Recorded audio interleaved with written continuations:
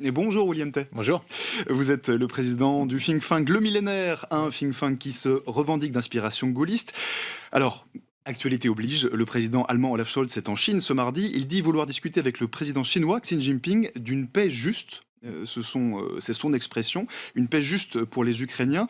Est-ce qu'il est vraiment l'heure pour vous de parler, de trouver un accord de paix en Ukraine? Il y a une difficulté sur la guerre en Ukraine, c'est qu'on n'a jamais défini quels étaient les objectifs de guerre. Ça veut dire que les objectifs de guerre différents selon que vous êtes à Washington, à Bruxelles ou à Kiev. Si vous reprenez les objectifs de guerre de Zelensky, il va revenir aux frontières de 91, c'est-à-dire virer les Russes des zones qui sont actuellement occupées et également de la Crimée. Or, Washington, dans le plan qu'avait proposé Joe Biden lorsque Zelensky est venu le voir à Washington, pense plutôt que c'est impossible de récupérer la Crimée, voire qu'il faut abandonner certains territoires, éventuellement le Donbass et Lugansk. Et les Européens n'ont actuellement défini aucune stratégie de guerre, si ce n'est que Poutine ne doit pas gagner, si on reprend les propos du président de la République lorsqu'il avait parlé de l'hypothèse d'envoyer des troupes françaises en Ukraine. Oui, bah alors Donc, si par cas vous définissez pas d'objectif, en fait c'est compliqué de définir un objectif de paix dans la mesure où la paix, la diplomatie, la traduction d'un rapport de force militaire. Si actuellement vous faites la paix entre la Russie et l'Ukraine, c'est actuellement la Russie qui l'emportera et qui conservera à son avantage territorial. Oui, c'est ça, parce que concrètement, aujourd'hui, la Russie, elle est tout de même en position de force dans ce Ouais. conflit.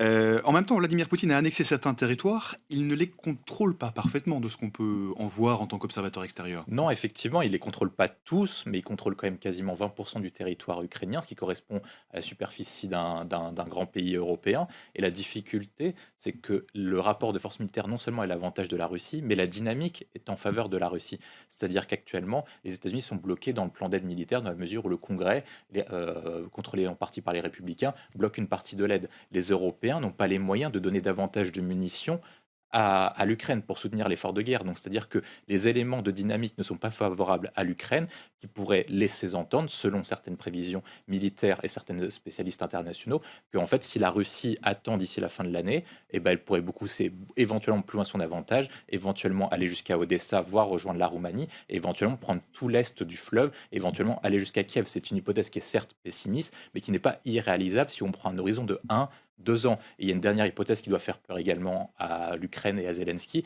c'est le retour au pouvoir de Donald Trump qui a dit que si par cas il revenait à la Maison-Blanche, il prendrait moins de 24 heures pour signer un traité de paix. Si par cas il prend moins de 24 heures pour signer un traité de paix, ce sera un traité de paix Ce défavorable sera à l'Ukraine et forcément à Zelensky. défavorable forcément aux Ukrainiens. Et vous l'avez dit, il y a pour le moment une enveloppe de 60 milliards de dollars qui est bloquée au Congrès américain. 60 milliards d'aide potentiellement à l'Ukraine. Alors parlons de la France.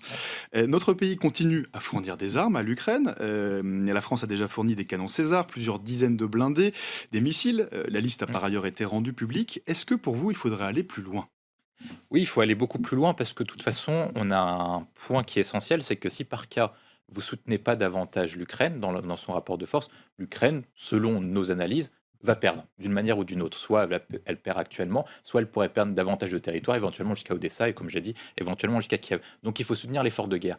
Est-ce qu'il est possible que les États-Unis maintiennent et accentuent leur effort de guerre juste pour maintenir l'équilibre des forces actuelles qui est déjà défavorable à l'Ukraine? C'est-à-dire que si par cas vous voulez inverser le rapport de force, il faut augmenter le soutien de l'effort de guerre. Ça peut passer soit par les États-Unis, soit par l'Union européenne. Les États-Unis seront bloqués à minima jusqu'à la fin de l'année, voire peut-être vont complètement abandonner l'Ukraine si par cas Donald Trump revient au pouvoir. Donc il reste plus qu'un seul acteur capable de pouvoir soutenir davantage l'Ukraine, c'est l'Union européenne. Or, les seuls pays capables de pouvoir soutenir activement l'Ukraine d'un point de vue militaire sont plutôt l'Allemagne, la France et le Royaume-Uni. Mais actuellement, lorsque vous regardez les rapports que nous avons reçus depuis l'entrée en guerre de l'Ukraine, de la Russie contre l'Ukraine, eh ben, on a vu qu'on n'avait pas les munitions nécessaires pour pouvoir maintenir un effort de guerre de plus d'une semaine. On a vu que l'Europe était complètement désarmée parce qu'elle avait profité des dividendes de la paix depuis la chute du mur de Berlin.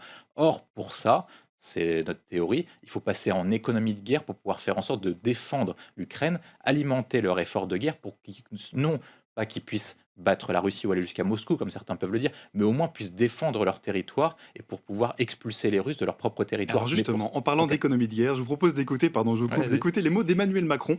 C'était en juin 2022, c'était la première fois que lui parlait d'économie de guerre. Écoutez. Cette confiance, elle s'inscrit dans un contexte inédit. Et je pense que nous devons tous, à cette occasion et dans les temps qui viennent, en tirer les conséquences. Celle aussi d'une entrée dans une économie de guerre, dans laquelle, je le crois, nous allons durablement devoir nous organiser.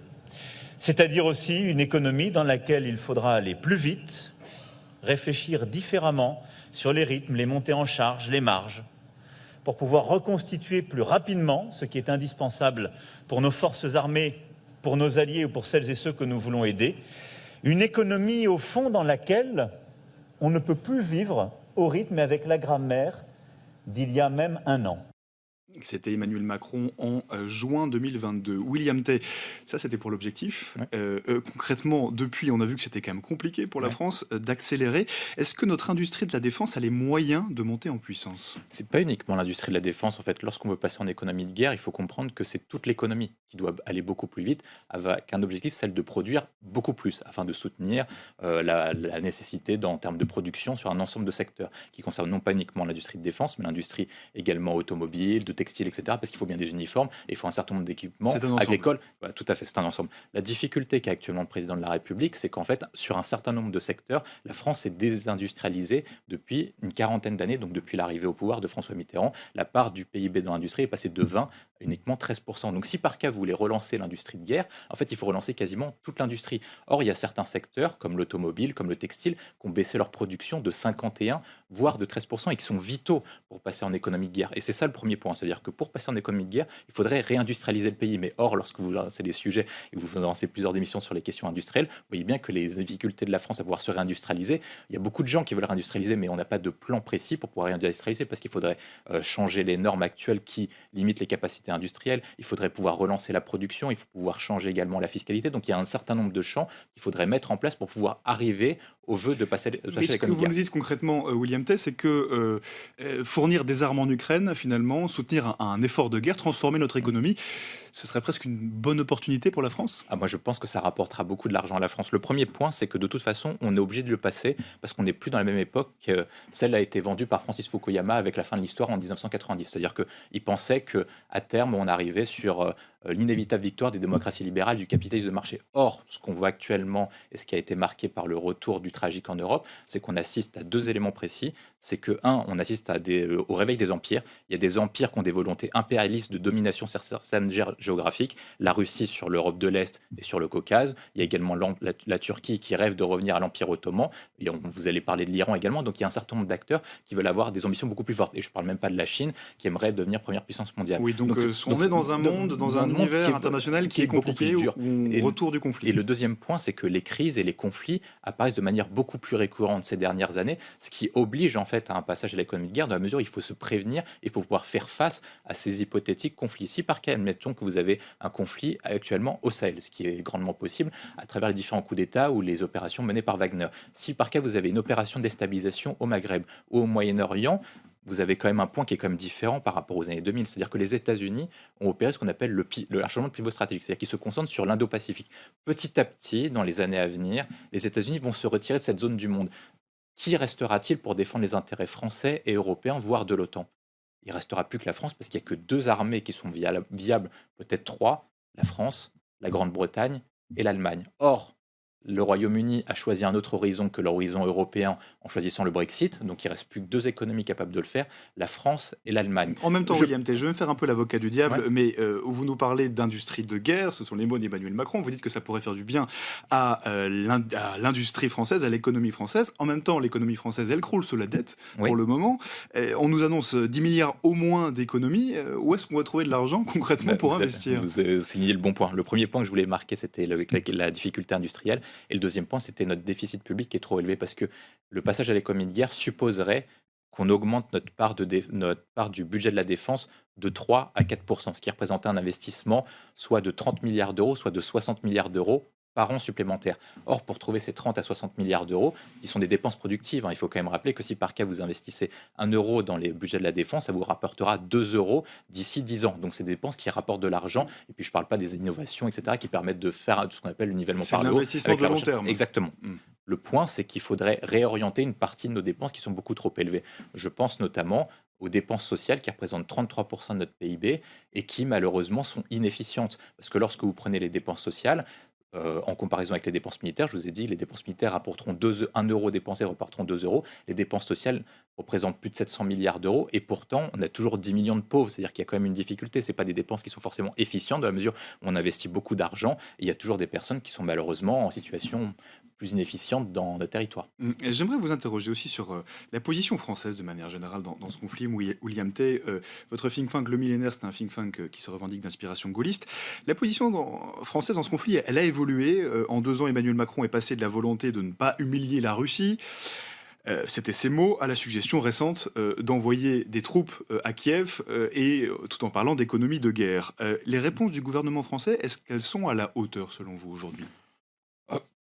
Je dirais qu'Emmanuel Macron a changé parce qu'il y a deux lignes qu'on pourrait voir. Il y aurait une ligne qui est plutôt, au début du conflit, plutôt atlantiste, ça veut dire suivre la ligne plutôt américaine, comme ce qu'ont fait les pays d'Europe de l'Est, la Pologne, etc., en disant que de toute façon, il n'y a que les États-Unis capables de nous défendre, d'où l'explication sur si les États-Unis nous défendent, c'est-à-dire que nous, on n'est pas en capacité de nous défendre, donc d'où la justification du passage à l'économie de guerre, et la ligne traditionnelle de la France qui est d'un point d'équilibre et de pouvoir dialoguer avec tout le monde. Or, lorsque vous faites ça, vous choisissez pas de camp. Alors là, il y a un camp qui est très simple à choisir. Soit vous choisissez le camp de l'Ukraine, soit vous choisissez le camp de la Russie, sans qu'il y ait possibilité de réconciliation possible. La difficulté qu'a Emmanuel Macron, c'est un peu ce que disait Bismarck, c'est qu'en fait, il veut pratiquer la diplomatie sans qu'il ait d'armes. Or, la diplomatie sans les armes, c'est comme la musique sans les instruments, c'est-à-dire qu'il veut intervenir dans le conflit, mais la France n'a pas les capacités de peser concrètement. C'est-à-dire que, est-ce qu'on a la capacité de pouvoir dialoguer avec Vladimir Poutine et lui apporter les garanties nécessaires si par cas on veut l'amener à la table des négociations en disant, on peut lui apporter les garanties nécessaires sur le fait que l'Ukraine ne rentre ni dans l'OTAN ni dans l'Union européenne, ce qu'avait proposé notamment Erdogan il y a 2 ans lorsqu'il voulait se le faire médiateur entre la Russie et l'Ukraine. Et sur l'autre côté, c'est-à-dire le fait de pouvoir être en première ligne au soutien à Zelensky, est-ce que la France aujourd'hui est le premier acteur qui soutient activement l'effort de guerre ukrainien, que ce soit dans le déploiement des armes, dans l'aide financière ou dans l'aide humanitaire capable de permettre à l'Ukraine de pouvoir se défendre et d'alimenter son effort de guerre? Et c'est ça la grande difficulté, c'est que la France n'a pas les moyens de son ambition, n'a pas les moyens de pouvoir mener une diplomatie qui est très forte, parce que la France c'est quand même désarmée sur beaucoup de secteurs depuis quelques années. Quels sont les principaux freins aujourd'hui pour vous au passage de la France en une économie de guerre? Alors, le premier, c'est ce que j'évoquais, c'est le retard industriel qu'on a pris. C'est-à-dire que vous avez 3 retards qui sont spécifiques. Le premier, c'est que notre base industrielle est très faible, notamment sur l'automobile, le textile, etc. Il faudrait relancer tout ça avant de pouvoir passer à l'économie de guerre. Le deuxième point, c'est que la volonté de passage à une économie de guerre traduit un objectif de passer à une économie de guerre entre 1 et 2 ans. Or, pour relancer notre production industrielle sur l'ensemble de ces secteurs, il faudrait viser entre 7 et 9 ans, ce qui crée un décalage énorme entre la volonté de passage de l'économie de guerre à une réalité concrète. Oui, c'est sur du temps long qu'on investit. Normalement, c'est sur du temps long et surtout qu'on est plus sur la même base qu'avant. Pour donner un exemple, je crois qu'en 1936, lorsque Bloom veut passer en économie de guerre, je crois qu'il met 6 mois ou 1 an. Lorsque les États-Unis passent en économie de guerre en 1941 ou 1942, ils mettent 2 mois à passer en économie de guerre. Nous, il faudrait entre 7 et 9 ans. Et en même temps, au moment du Covid, on est passé très rapidement à une situation de soutien à l'économie, de soutien massif à l'économie. En fait, justement, quand vous regardez précisément, on a vu, c'est le troisième point qui pose problème, c'est qu'on a une capacité d'adaptation qui est très faible. Lorsque vous citez qu'on était en capacité de pouvoir produire des masques, etc., avec des usines qui n'étaient pas capables de le faire, en fait, ça a mis beaucoup plus de temps que prévu et on a été obligé, malgré tout, de pouvoir importer beaucoup de masques et beaucoup de produits venant de l'étranger, et notamment de la Chine. C'est-à-dire que notre capacité d'adaptation est beaucoup moins forte que par le passé. Il va être beaucoup plus difficile pour nous de transformer une usine qui bâtit l'électroménager en une usine capable de produire des outils d'industriel et de défense. Mais donc ce que vous nous dites, William Tay, c'est que concrètement, on n'est pas très bien parti quand même. On n'est pas très bien parti, mais il y a toujours... De toute façon, il faut un cap. C'est-à-dire que lorsque vous dites « nous, on veut passer en économie de guerre », les gens vont commencer à se dire « tiens, c'est rentable de passer en économie de guerre ». Donc, inévitablement, les industriels de défense, les PME, les ETI vont se dire qu'il y a une opportunité et vont diriger leur production vers ce qui est possible, considéré comme rentable. Si par cas vous vous dites, dans les années à venir, la France va investir 30 milliards d'euros de plus sur l'industrie de défense, ou 60 milliards de plus si par cas vous passez à 4% de part de défense dans le PIB, inévitablement, des gens vont se dire 30 à 60 milliards d'euros de plus dans l'économie, c'est des opportunités économiques. Donc on va diriger notre économie pour profiter de cette manne financière. Et il y a un deuxième point qui est important, c'est que si la France va investir davantage, il est inévitable que les pays européens vont investir davantage. Vous avez vu qu'il y a un retour du tragique en Europe. J'ai évoqué la situation des conflits, notamment si vous prenez la Grèce, notamment les litiges avec la Turquie par exemple. Et certains pays d'Europe de l'Est vont faire de même. Si par cas, ils pensent et je pense que ça va être le cas, que les États-Unis vont se retirer de cette zone du monde,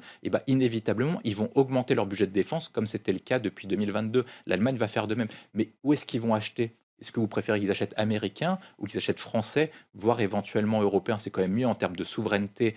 Lorsque on dit qu'on ne veut pas être dépendant de puissances extérieures, qu'on achète européen et même acheter français, plutôt que d'acheter auprès de puissances étrangères qui nous limiteraient en termes d'autonomie, de diplomatie et de positionnement militaire. C'est ça l'enjeu. Mais pour ça, il faut donner une vision qui est claire. Ensuite, après, le temps que ça marche et le temps que ça prenne, ça prendra le temps nécessaire. Sachant qu'en attendant, les Ukrainiens, concrètement, eux, ils ont besoin d'armes, mais d'armes tout de suite.